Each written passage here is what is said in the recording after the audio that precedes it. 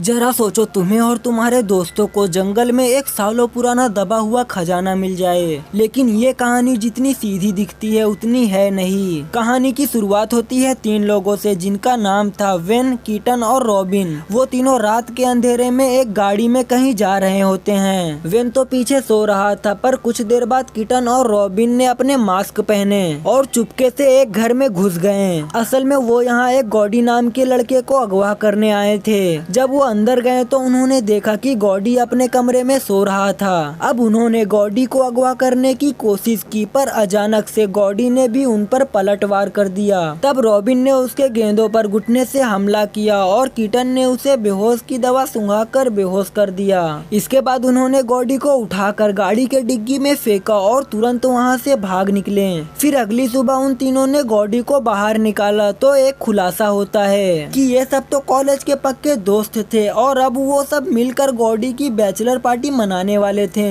उन्होंने अपने शहर कैंटिकी जाकर अपने सबसे मनपसंद बार में जाने का फैसला किया।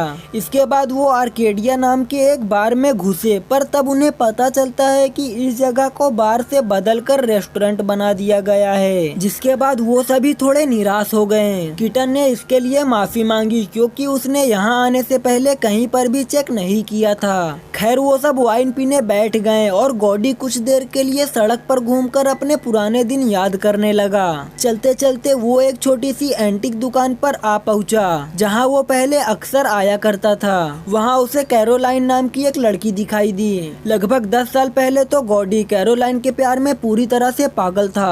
खैर, पहले तो गॉडी उसे पहचान भी नहीं पाता, पर जब कैरोलाइन ने उसे कुछ किस्से सुनाए तो गॉडी को सब कुछ याद आ गया। इसके बाद ये दोनों मिलकर अपने कॉलेज के दिनों को याद करने लगे। तब कैरोलाइन एक डिब्बे में से कुछ सामान निकाल कर लाई। ये सामान गॉडी का था जो उसने 10 साल से संभाल कर रखा था। उसमें एक वाइन की बोतल भी थी और कैरोलाइन ने कहा अब ये उन्हें मिलकर पीनी चाहिए। मगर गॉडी थोड़ा हिचकिचाने लगा क्योंकि उसने दारू पीना पूरी तरह से बंद कर दिया था। खैर, फिर बातों बातों में कैरोलाइन ने उसे बुलेट खजाने के किस्से सुनाए। उसने बताया कि कई साल पहले सरकार सभी बार्स को बंद करवा रही थी और इससे पहले कि बुलेट परिवार के ठिकानों पर छापा पड़ता, उन्होंने अपनी सारी जिंदगी की कमाई पास के जंगल में कहीं दफन कर दी। गॉडी को लगा कि ये कोई अफवाह होगी, मगर कैरोलाइन ने बताया कि अब तक न जाने कितने लोग उस खजाने को ढूंढने निकले और उनमें से कोई भी लौटकर वापस नहीं आया। ये सुनकर गॉडी को इस खजाने में थोड़ी सी दिलचस्पी हुई और उसने वापस जाकर अपने दोस्तों को इस खजाने के बारे में बताया। उसने कहा कि उन सबको मिलकर खजाना ढूंढना चाहिए, जिससे जल्द ही वो माला माल हो जाएंगे। मगर रॉबिन और कीटन को लगा कि ये कोई सिर्फ सुनी सुनाई बात होगी। लेकिन फिर गॉडी ने कहा कि दुनिया की हर कहानी के पीछे थोड़ा सच तो होता ही है। आखिरकार वो सब मान गए और खजाना ढूंढने के लिए राजी हो गए। फिर जब वो खाना खा रहे थे तो एक आदमी उनके टेबल पर आकर रॉबिन पर लाइन मारने लगता है। तब गॉडी आकर उसे दूर हटने को कहता है, लेकिन वह टस से मस नहीं हुआ। फिर गॉडी ने टेबल से चाकू उठा लिया और उसका गला पकड़कर जान से मारने की धमकी देने लगा। ये देखकर उसके दोस्त भी हक्के बक्के रह गए, पर उन्होंने गॉडी से कुछ नहीं कहा। इसके बाद वो चारों कैंटिकी के पास एक जंगल की ओर निकल पड़े।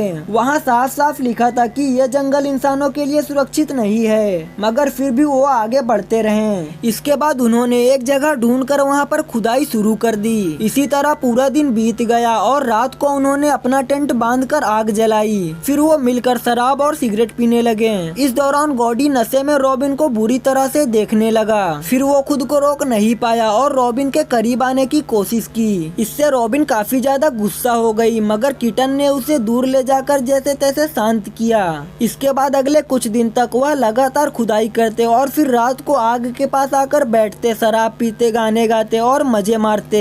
एक दिन उन चारों में गाना बजाना चल रहा था कि एक बुढ़ा आदमी और उसकी पत्नी उनके पास आ गए। उन्होंने अपना नाम मिस्टर और मिसेस हिचक बताया और उन सबको अपने घर पर खाने के लिए न्योता दिया। कुछ देर बाद जब वह सब मिस्टर हिचक के घर पहुँचे तो सबसे पहले गॉडी की नजर एक पुरानी राइफल पर पड़ी। गॉडी उसे उठाकर उसकी जांच करने लगा और उसकी बंदूक पकड़ने के तरीके को देखते ही मिस्टर हिचक ने अंदाजा लगा लिया कि शायद वो भी पहले फौज में रहा होगा। तब गॉडी ने उन्हें बताया कि उसे वियतनाम युद्ध में भेजा गया था, मगर उसे एक भी गोली चलाने का मौका नहीं मिला क्योंकि वहां पहुंचने के अगले ही दिन उनके बैरक पर हमला हो गया और जख्मी होने की वजह से उसे एक ही हफ्ते में घर वापस भेज दिया गया। ये सुनकर मिस्टर हिचेस ने बताया कि वो भी काफी समय तक फौज में रहे थे। इस दौरान किटन वॉशरूम चला जाता है और अचानक उसकी नजर दीवार पर लटकी प्लेट पर गई जिस पर लिखा था बुलेट। ये देखकर वो हक्का बक्का रह गया और चुपके से मिस्टर हिचक के बेडरूम में घुस गया। वो यह देखना चाहता था कि क्या सच में ये घर बुलेट्स का है। जब उसने ड्रॉर वगैरह देखे तो उसे एक पिस्टल मिली, तो उसने अपनी सुरक्षा के लिए उसे अपने पास रख ली। वहीं दूसरी तरफ मिस्टर हिचक ने उन सब से पूछा कि इन घने जंगलों में तो आना मना है, फिर वो सब यहाँ क्या कर रहे हैं। रॉबिन ने कहा कि वो सिर्फ गॉडी के बैचलर पार्टी बनाने आए हैं, पर मिस्टर हिचक को उन पर शक होने लगा। हिचक ने कहा कि तुम लोग इस घने जंगल में खजाने की तलाश करने वाले पहले आदमी नहीं हो। फिर उन्होंने सबको चेतावनी देते हुए कहा कि जो सामान यहाँ पर दफन है उसके दफन रहने में ही सबकी भलाई है। तभी किटन भी वहाँ आकर बैठ गया, पर अचानक से उसकी जेब से पिस्टल नीचे गिर गई। यह देखकर मिस्टर हिचेस और उनकी पत्नी को यकीन हो गया कि इन लोगों के इरादे ठीक नहीं हैं। मिस्टर हिचेस ने उन पर अपने परिवार का खजाना लूटने का इल्जाम लगाया और जब बहस ज्यादा बढ़ गई तो गॉडी ने दीवार पर लटकी राइफल उठाकर मिस्टर हिचेस के खोपड़ी पर रख दी। गॉडी ने उसे अपना असली नाम बताने को कहा तो उस बुढ़े आदमी ने कहा कि मैं ही विलियम बुलेट हूँ। ये सुनते ही गॉडी ने उसे गोली मार दी और उसके सभी दोस्तों के पैरों तले जमीन घिसक गई। रॉबिन गुस्से में उस पर चिल्लाने लगी, पर गॉडी ने उसे चुप करा दिया। इसके बाद उन सब ने बुलेट की पत्नी को तबेले में बंद कर दिया और सोचने लगे कि उसके साथ क्या किया जाए। गॉडी ने कहा कि उन्हें मिसेस बुलेट को भी मार देना चाहिए, क्योंकि अगर वो जिंदा बच गई तो पुलिस को उनके बारे में जल्द ही बता देगी। उनके पास कोई चारा नहीं था, इसलिए रॉबिन ने मिसेस बुलेट को मार कर दफनाने का जिम्मा उठाया। वहीं बाकी सब ने घर के सारे सबूत मिटा दिए और अगली सुबह वहां से निकल गए। इसके बाद उन्होंने अपने कैंप का भी नामो निशान मिटा दिया।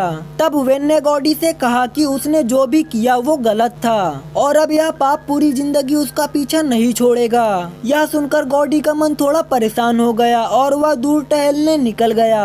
वह मिस्टर बुलेट के घर ही चला आया और उसकी शराब पीने लगा। जब वो काफी देर तक नहीं लौटा तो रॉबिन और किटन उसे ढूंढने निकल पड़े। वो दोनों उसे ढूंढने के लिए अलग अलग दिशाओं में गए और उन्होंने ठीक 1 घंटे बाद उसी जगह पर मिलने का फैसला किया। कुछ समय बाद रॉबिन ने गॉडी को ढूंढ लिया तो गॉडी ने उसे अपने सामने बैठने को कहा। फिर उसने रॉबिन से उस रात के लिए माफी मांगी जब उसने रॉबिन को गलत तरीके से छुआ था। उसने कहा कि वह काफी समय से रॉबिन से प्यार करता है और फिर दोबारा से रॉबिन के करीब आ गया। तब रॉबिन ने उसे धक्का दिया और अकेले छोड़कर चली गई। वहीं दूसरी ओर किटन एक अलग जगह पर पहुंचा जहां यह खुलासा होता है कि उसने तो सबसे पहले ही खजाना ढूंढ निकाला था, लेकिन यह बात उसने अपने दोस्तों से छिपा कर रखी थी। अब उसने सारा पैसा बैग में भर लिया और वापस उसी जगह की ओर चल पड़ा जहां उसे रॉबिन मिलने वाली थी। आखिरकार वो रॉबिन के साथ गाड़ी तक पहुंचा और गॉडी भी वहां पर आ चुका था। निकलने से पहले गॉडी की नजर किटन के बैग से निकल रहे नोटों पर पड़ी। उसने तुरंत पिस्टल निकालकर किटन को सब सच बताने को कहा। तभी अचानक रॉबिन ने गॉडी की आंखों में मिर्ची झोंक दी और वहां से भाग निकली। गॉडी ने दर्द की वजह से चारों ओर गोलियां चला दी, जिनमें से एक किटन के पैर में जाकर लग गई, मगर फिर भी किटन जैसे तैसे अपनी जान बचाकर भागने लगा। इसके बाद गॉडी पिस्टल को गाड़ी में छोड़कर किटन को ढूंढने चल दिया। वेन भी उसके पीछे पीछे ही चल रहा था। वहीं रॉबिन ने गाड़ी से पिस्टल चुरा ली और गॉडी का पीछा करने लगी। अब वो गोली चलाने वाली थी कि अचानक किटन ने उसे रोक दिया। किटन के जख्म से बहुत ज्यादा खून बह रहा था, इसलिए रॉबिन उसे पिस्टल देकर मदद ढूंढने के लिए निकली। जाने से पहले उसने किटन से वादा किया कि वो खजाने के सारे पैसे गरीबों को दान कर देंगे। कुछ देर बाद गॉडी किटन तक पहुंच गया। उसका बैग और पिस्टल छीनकर अपने रास्ते चला गया। रास्ते में वेन ने गॉडी को समझाने की कोशिश की कि अपने दोस्तों से गद्दारी नहीं करना चाहिए, मगर गॉडी ने उसकी बातों पर बिल्कुल ध्यान नहीं दिया।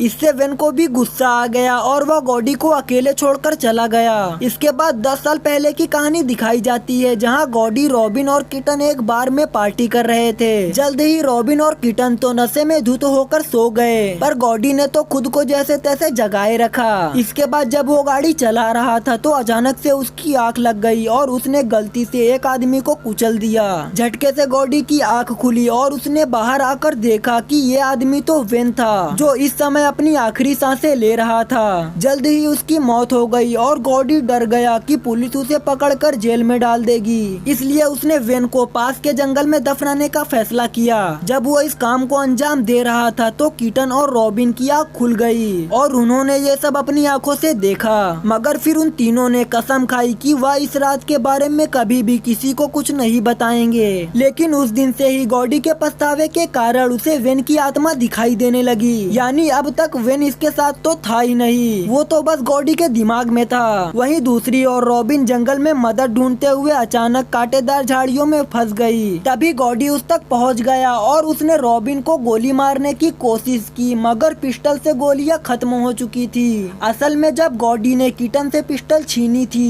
तो कीटन ने पहले उसमें से सारी गोलियां निकाल ली थी। फिर कुछ ही पलों में किसी ने पीछे से गॉडी को गोली मार दी। ये कोई और नहीं बल्कि मिसेस बुलेट थी। असल में पिछली रात रॉबिन ने उसे मारा नहीं था, सिर्फ मारने का नाटक किया था। उसके इस एहसान को मानते हुए मिसेस बुलेट ने उसे जिंदा छोड़ दिया।